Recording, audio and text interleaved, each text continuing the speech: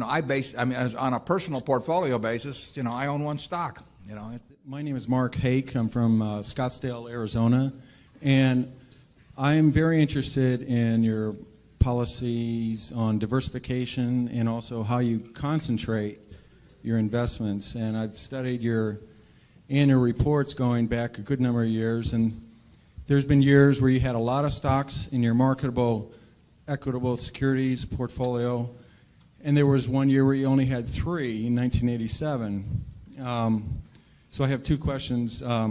Given the number of stocks that you have in the portfolio now, what does that imply about your view of the market in terms of, is it fairly valued, that kind of idea? And second of all, it seems that whenever you take a new investment, you never take less than about 5% and never more than about 10% of the total portfolio with that new position.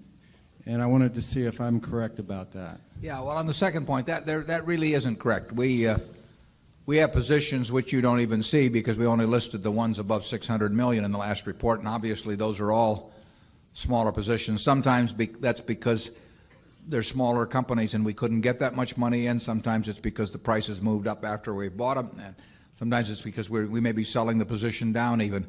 But so there's nothing magic. We like to put a lot of money in things that we feel strongly about, and that gets back to the diversification question. We think diversification is, as practiced generally, makes very little sense for anyone that knows what they're doing.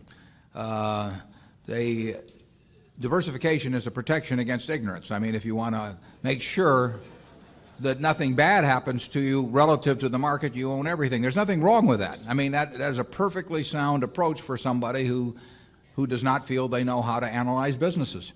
If you know how to analyze businesses and value businesses, it's crazy to own 50 stocks or 40 stocks or 30 stocks probably, because there aren't that many wonderful businesses that are understandable to a single human being in all likelihood.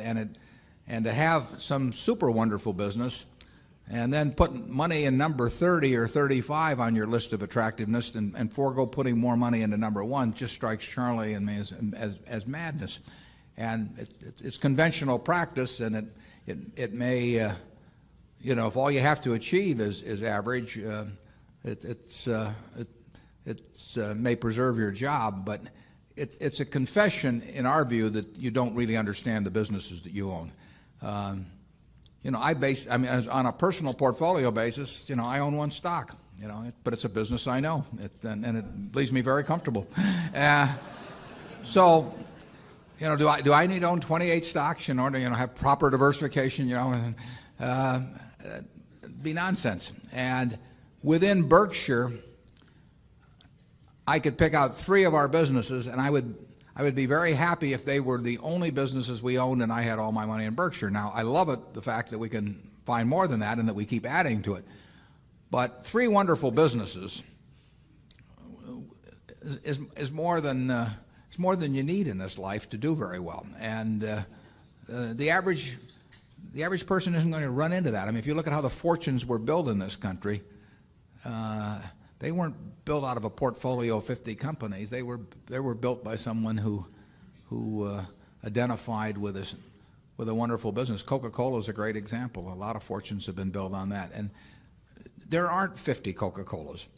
There aren't 20. If there were, it'd be fine. We could all go out and diversify like crazy among that group and get results that would be equal to owning the really wonderful one. But you're not going to find it. And the truth is, you don't need it. I mean, if you have a really wonderful business, is very well protected against the vicissitudes of the economy over time and the competition. I mean, we're talking about businesses that are resistant to effective competition, and 3 of those will be better than 100 average businesses, and they'll be safer, incidentally. I mean, there is less risk in owning 3 easy to identify wonderful businesses than there is in owning 50 well-known big businesses. And it's amazing what has been taught over the years in finance classes about that. But I can assure you that I would rather pick, if I had to bet the next 30 years on the fortunes of my family that would be dependent upon the income from a given group of businesses, I would rather pick 3 businesses from those we own than own a diversified group of 50. Charlie? Yeah, what he's saying is that much of what is taught in modern corporate finance courses is twaddle.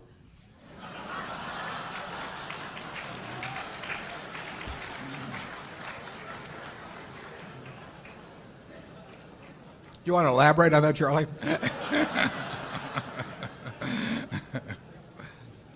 You cannot believe this stuff. I mean, it's modern portfolio theory, and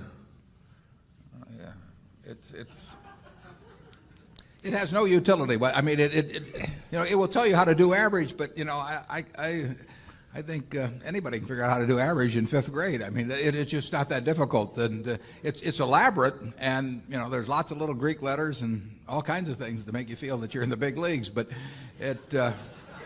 there is no value added.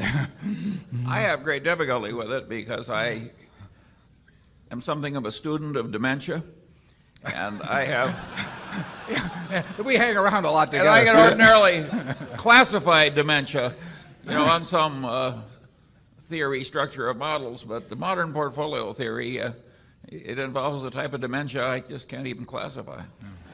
Something very strange is going on. If you find 3 wonderful businesses in your life, you'll get very rich, and if you understand them, bad things aren't going to happen to those 3. I mean, that's the characteristic of it. By the way, maybe that's the reason there's so much dementia.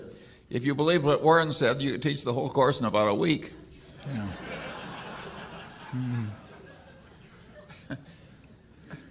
Yeah, and the high priest wouldn't have any edge over the lay people, and that never sells well. Right.